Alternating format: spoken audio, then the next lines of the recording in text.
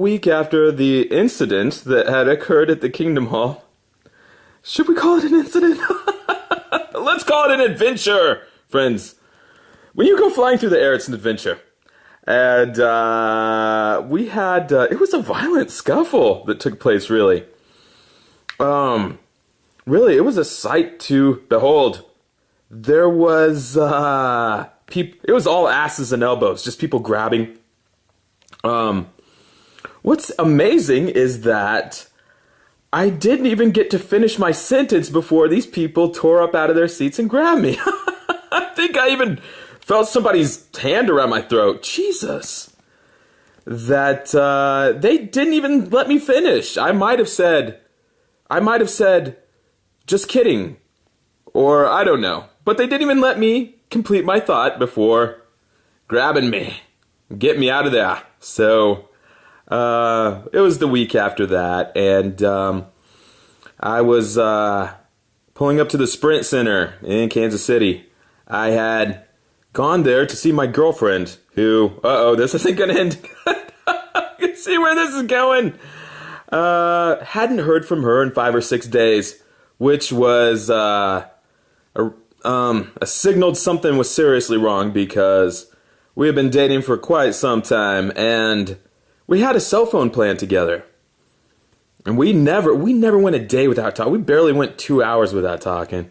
And one day, she just went silent. She went on silent running. Ah! And,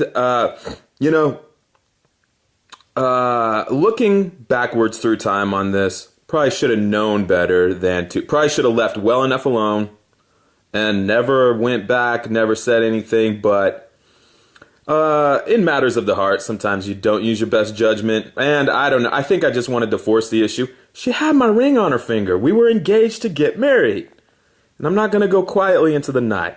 Probably should have stayed home. Instead, I made the 3-hour drive to Kansas City. I had my suit and tie on, walking into the, assembly hall there. Walked inside. You gotta remember, I'm from Kansas Circuit 4 or whatever. This is Circuit 2. It's, actually in Missouri or something. People from Kansas were going there, but it's, this is very interesting. Could you tell me more about the circuit arrangement? Walked in there, and most people don't know who I am, but, I was getting some looks. I was walking through the corridors there. Most people walk by. I remember, though, there was one girl named Chelsea, and she was standing there talking to her friends. And the moment she saw me, it looked like she was choking, like she needed a Heimlich maneuver. She was going, oh, oh, oh, oh. You see, in the Jehovah's Witness community, gossip and rumors, they spread like wildfire, friends. And, guess my little episode, my little meltdown that it went viral. Ah!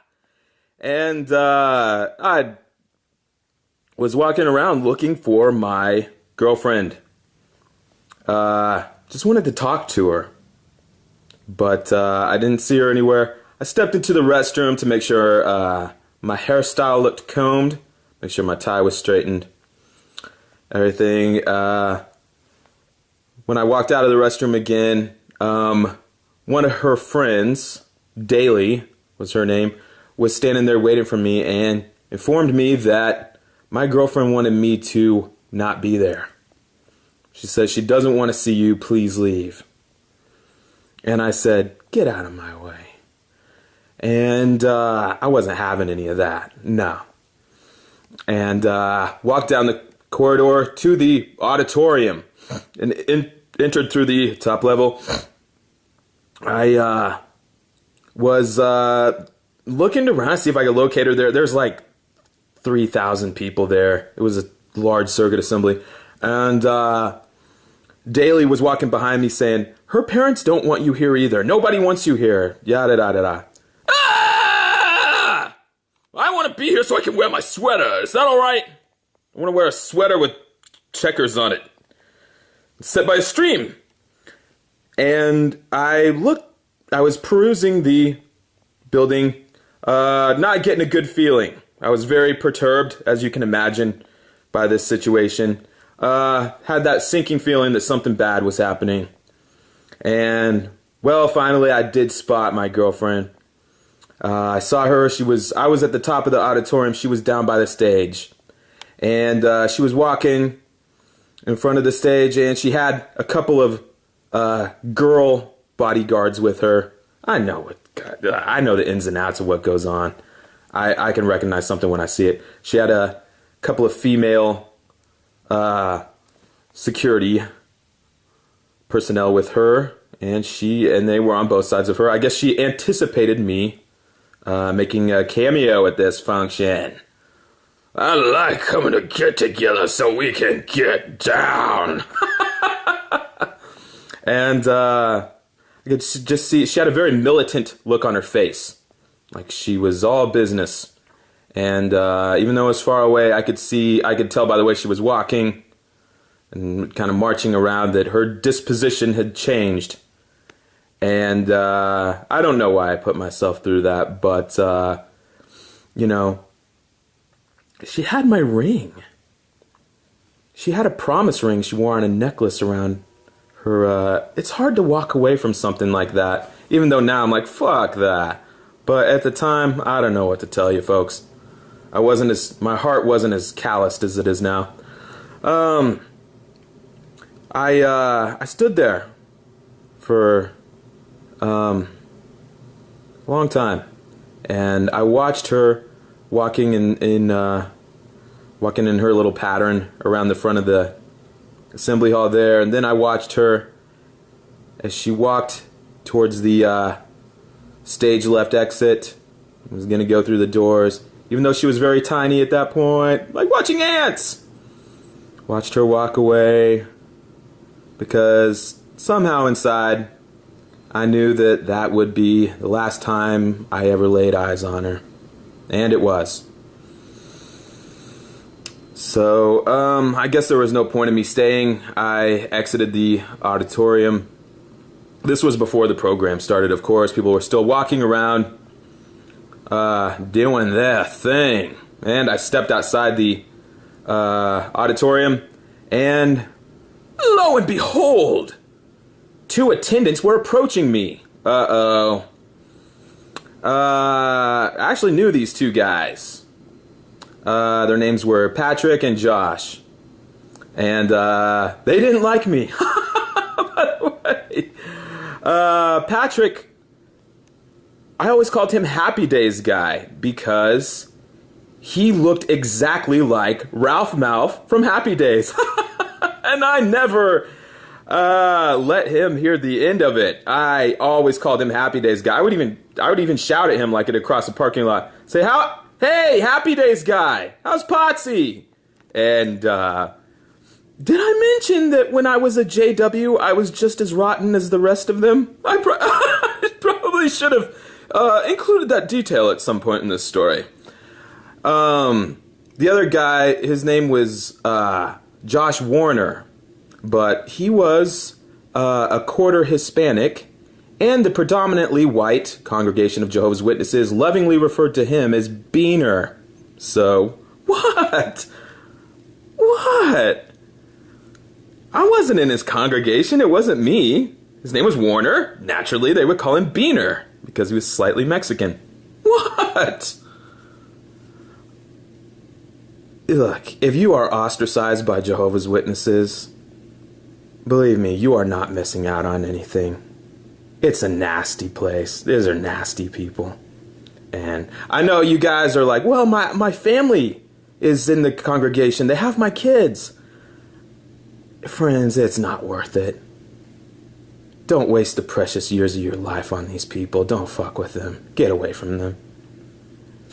And anyway, apparently, my girlfriend's dad, who was an elder, had given the order for me to be removed from there. And Patrick, of course, because he did not like me, was taking a great deal of joy in this assignment. I could see him walking up. He had a very smug, content look on his face, and Warner also had the same expression. I think they were going to enjoy this. And Patrick walked up to me and said, "All right, let's go." I said, "What?" He said, "We're going to walk you out of here." I said, "How are you going to toss me out of a public assembly? I'm a servant. You can't throw me out of here." And he said, "You can walk out of here under your own power, or I can get reinforcements and you can leave under their power." And at this point, there was a crowd forming around us. People were taking note of what was happening now. Old people, young people, they were all standing around kind of in a semicircle, like you would see at a cockfight. And I kind of stood there in disbelief, and I was looking around at people that were all staring at me, and I looked back at Patrick and I said, "I have the right to be here. I'm a brother." And he said, "Not for much longer."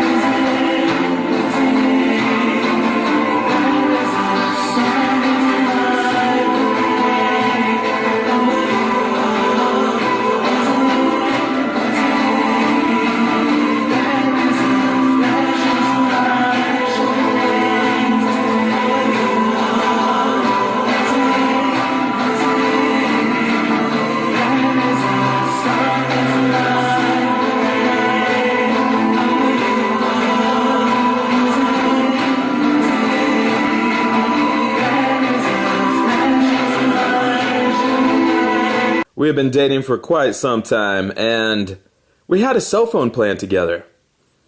And we never went a day without talking. We barely went 2 hours without talking. And one day, she just went silent. She went on silent running. Ah! And, looking backwards through time on this, probably should have known better than to, probably should have left well enough alone and never went back. What's amazing is that I didn't even get to finish my sentence before these people tore up out of their seats and grabbed me. I think I even felt somebody's hand around my throat. Jesus. That they didn't even let me finish. I might have said, "Just kidding," or I don't know. But they didn't even let me complete my thought before grabbing me, get me out of there. So it was the week after that, and I was pulling up to the Sprint Center in Kansas City. I had gone there to see my girlfriend, who, this isn't going to end good. I can see where this is going. Hadn't heard from her in 5 or 6 days, which was a signaled something was seriously wrong, because week after the incident that had occurred at the Kingdom Hall. Should we call it an incident? Let's call it an adventure, friends. When you go flying through the air, it's an adventure.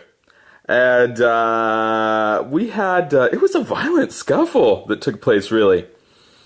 Really, it was a sight to behold. There was, it was all asses and elbows, just people grabbing